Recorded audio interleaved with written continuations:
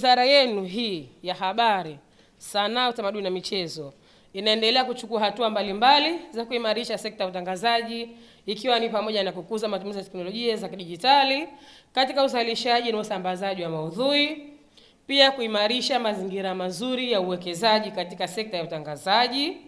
Hapa changamoto zenu mlizozisema nadhani zinalenga katika eneo hili.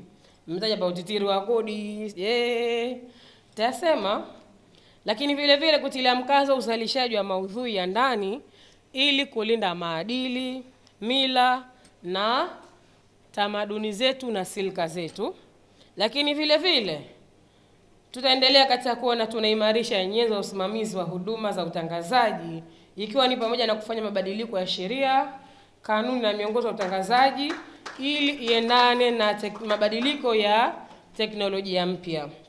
Waswahili husema kidole kimoja hakivunji chawa, sio? Ndio hivyo, lazima tushirikiane. Kwa hiyo ili tuyafanikishe haya yote, tunahitaji juhudi za pamoja, mashirikiano ya pamoja baina yetu serikali, lakini na wadau nyote wa sekta ya utangazaji, ili sasa tuone kwa maslahi ya umma tunaweza kuyafikia vizuri. Changamoto mnazotaja hapa bila kushirikiana kwa pamoja, maana yake pia hatutoweza kufikia hayo malengo ambayo tunataka yafikie.